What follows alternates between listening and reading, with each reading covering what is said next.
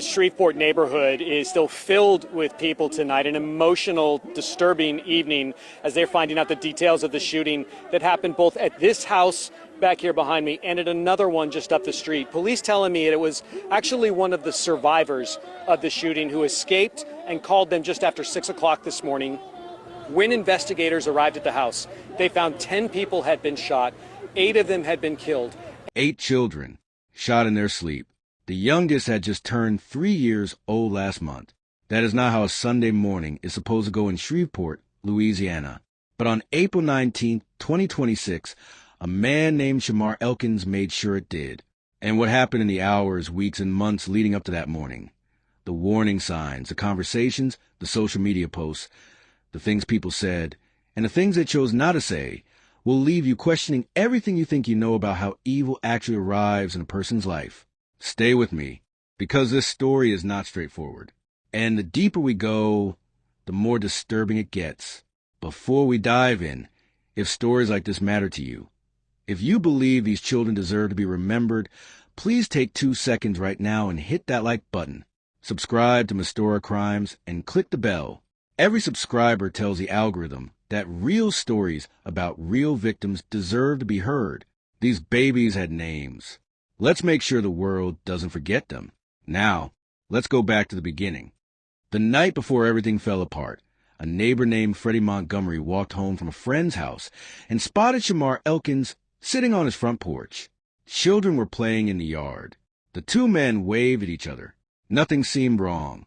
That image, a man on his porch, kids running around, a casual way between neighbors, is one of the most haunting details of this entire case. Because the very next morning, when Montgomery opened his curtains and saw law enforcement flooding the street, he asked an officer if things were bad. The officer said yes. He asked if there were fatalities. Multiple, the officer said. He asked if children were among them. Multiple, the officer said again. That is where the story begins. Not with a monster in the dark, but with a man on a porch, waving. Shamar Elkins was born January 1st, 1995, and spent his entire life in Shreveport, Louisiana. He was 31 years old. On the surface, he looked like a man trying to build something. After serving in the Louisiana Army National Guard between 2013 and 2020 as a signal support system specialist and fire support specialist, he had gotten a job with UPS. He was a father, 7 times over, in fact. And according to people who knew him, he was vocal about that fatherhood in a way that seemed genuine. Just 2 weeks before the shooting, he posted a photo on Facebook of himself with all 7 of his children after Easter service. His caption read, "Happy Easter. Had a wonderful time at church for the first time with all my kids. What a blessed day." People liked it. People commented. It looked like the picture of a devoted dad. But here's the thing about pictures.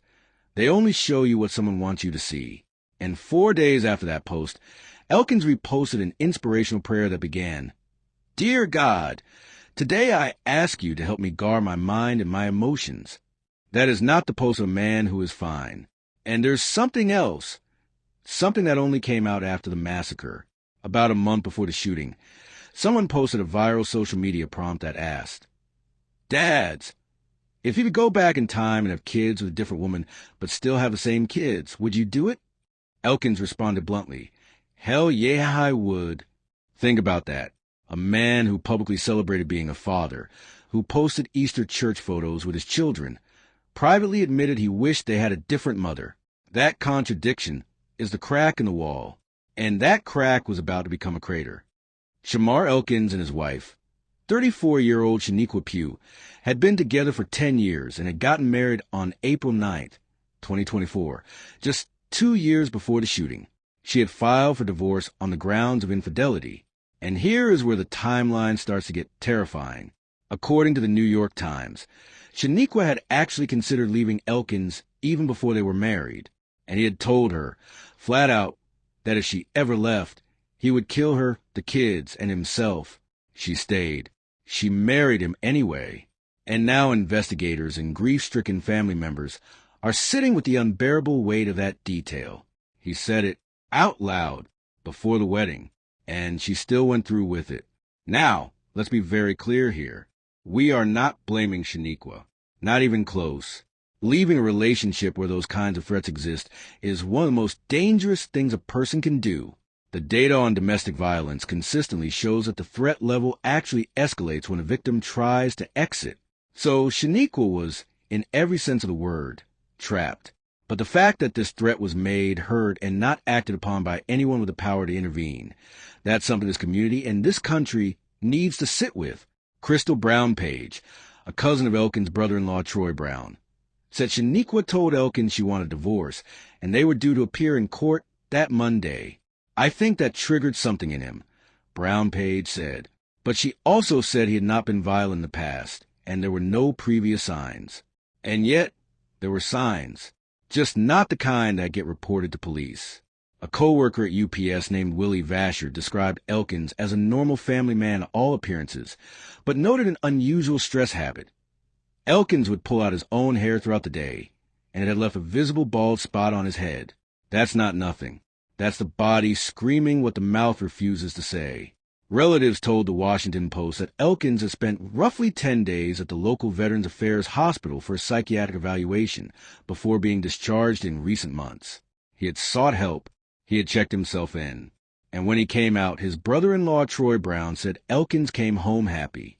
Brown asked if Elkins needed to go back to the hospital, but Elkins said he was okay. So here's the picture forming. A man unraveling in slow motion, holding down a job, posting church photos, going to VA, asking God to help him manage his emotions.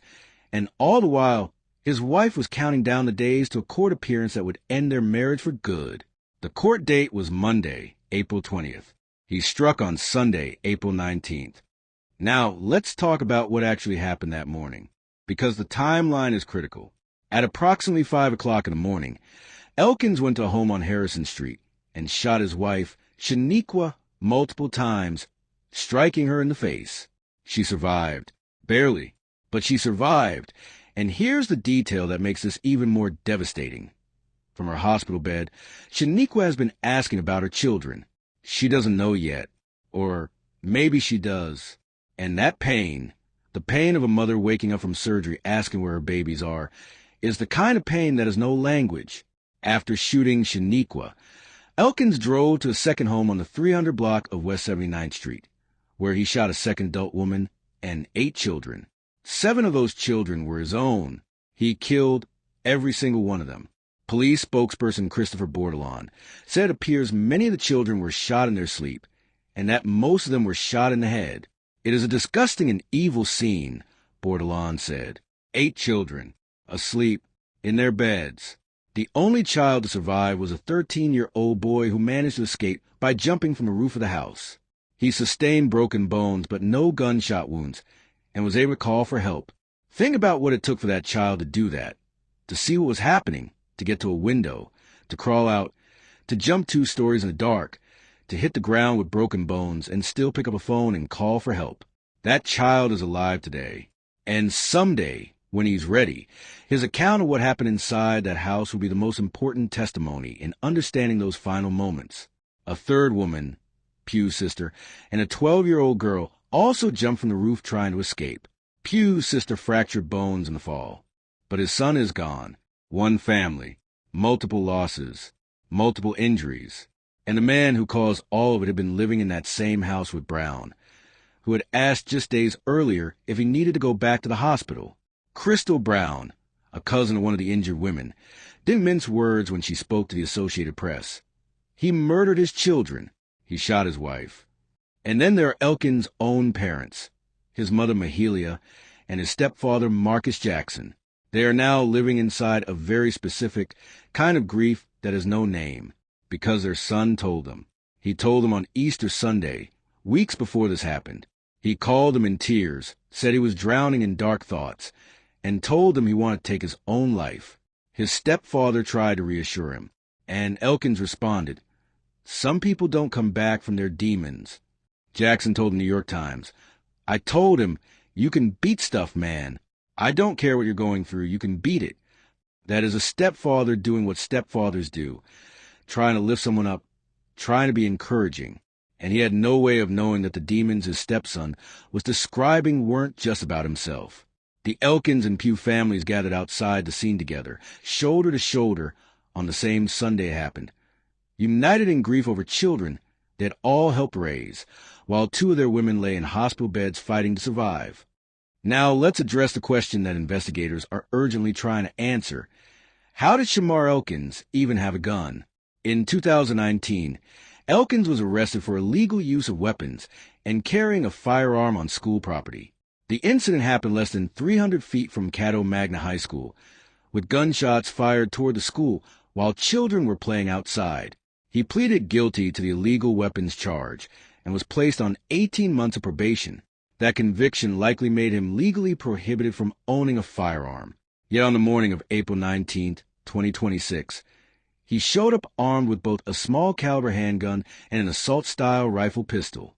The ATF, the Bureau of Alcohol, Tobacco, Firearms, and Explosives, has been called in to investigate how he obtained those weapons. A convicted felon, a man who had just been discharged from a psychiatric ward, a man whose wife had a court date the very next day, and somehow he had guns. That's not just a failure of one system. That's a failure of every safety net that was supposed to catch someone like him before it came to this. The Caddo Parish District Attorney's Office released a statement saying, "Domestic violence is not a private matter. It is a community issue with far-reaching consequences, often affecting the most vulnerable among us, our children." And they are right. But for 8 children in Shreveport, that statement came too late. So let's pull back and look at the full picture, because this is where things get psychologically complex in a way that the headlines don't fully capture. Shamar Elkins was not a stranger who came out of nowhere.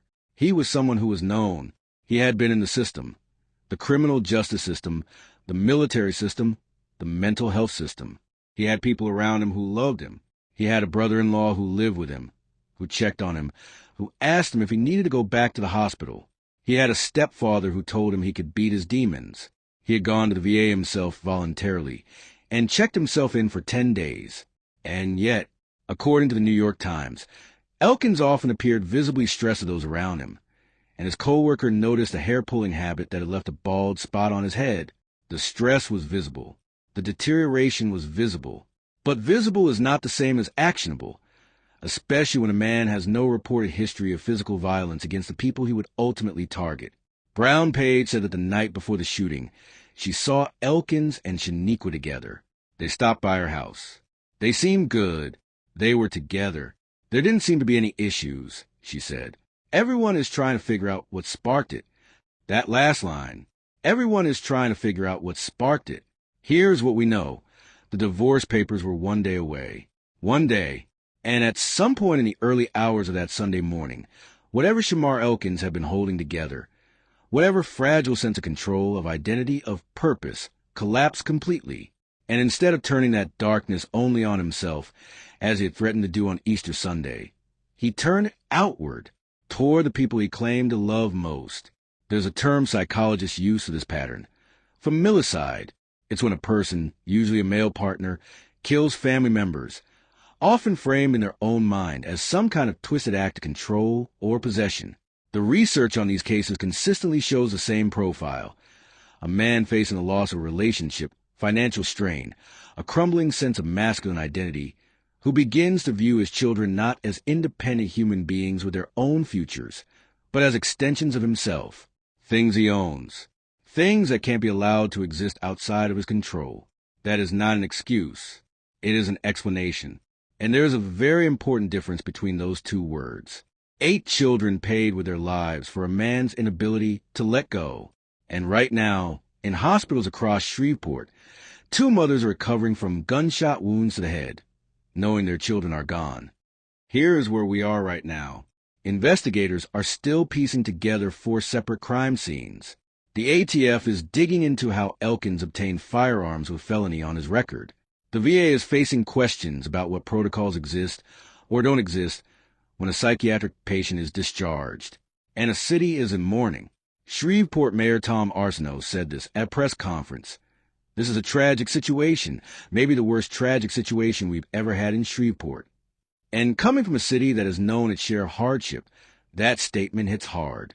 City Council Chair Tabitha Taylor, Investigators fighting arrived back at the tears, house. said, They found 10 people "These had were been children shot. who had their 8 of whole them had life been ahead killed, of them. and This is the all result 8 when of someone those killed snaps." were children. So I'm going they to ask the ranged in community, age from just along 1 with year prayer, old with to every mental 12 health years consultant old. out there. And police also This confirming family that at and least this 7 community of those needs you. 8 children, at Candles least were 7 lit, of them prayers were the were children said, of the and man who families shot who had them. It gathered was for their Easter father, just who 2 police have weeks identified earlier tonight were as now gathering to Shamar bury Elkins. children. Police saying that Jayla, he shot a Chilla, woman first and then Killa, trying to Layla, escape. Mark After the Caden, shooting here, police say Soraya, that Elkins Kadarian, carjacked Braylon, someone at the 3 years old to 11 years old, gone before most of them had even started middle school, gone before Jayla could start kindergarten, gone before Mark Caden could throw a football with his Uncle Troy one more time.